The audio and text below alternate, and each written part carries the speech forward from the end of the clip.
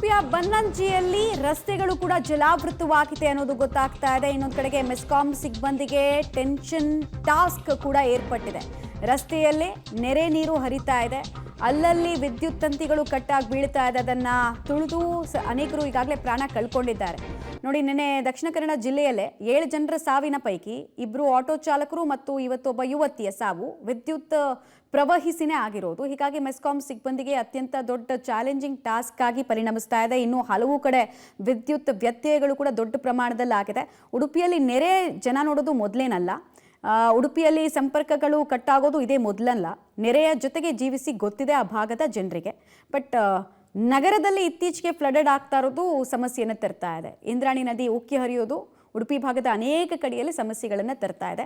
ಅದರ ಜೊತೆಗೆ ಅಲ್ಲಿರುವಂತಹ ಉಪನದಿಗಳು ಕೂಡ ಈಗ ಜೀವಂತಿಕೆಯನ್ನು ಪಡ್ಕೊಂಡಿರೋದ್ರಿಂದ ಅಲ್ಲಲ್ಲಿ ನೆರೆ ಬಾಧಿತ ಪ್ರದೇಶವಾಗಿ ಉಡುಪಿಯ ಹಲವು ಗ್ರಾಮಗಳು ಮಾರ್ಪಟ್ಟಿದೆ. ಹಲವು ಗ್ರಾಮಗಳು ದ್ವೀಪದಂತೆ ಭಾಸವಾಗ್ತಾ ಇದೆ. ಸಂಪರ್ಕ ವಿದ್ಯುತ್ತು 1, 2, 3 ದಿನ ಅಂತೆಲ್ಲ ಅಲ್ಲಿ ಕಟ್ ಮಾಡ್ತಾರೆ. ಸಾಮಾನ್ಯವಾಗಿ 1 ಗಂಟೆ 2 ಗಂಟೆ ಅಂತೆಲ್ಲ ತೆಗಿಯಲ್ಲ ಕನೆಕ್ಷನ್ನು. ಒನ್ಸ್ ಹೋದರೆ ಬರೋದಿನ್ ಯಾವ ವಾರಕ್ಕೋ ಅನ್ನೋ ರೀತಿ ಪರಿಸ್ಥಿತಿ. ಮಳೆಗಾಲದಲ್ಲಿ ಎಲ್ಲ ಇದೇ ರೀತಿ ಪರಿಸ್ಥಿತಿಯನ್ನು ಉಡುಪಿ ನೋಡುತ್ತೆ.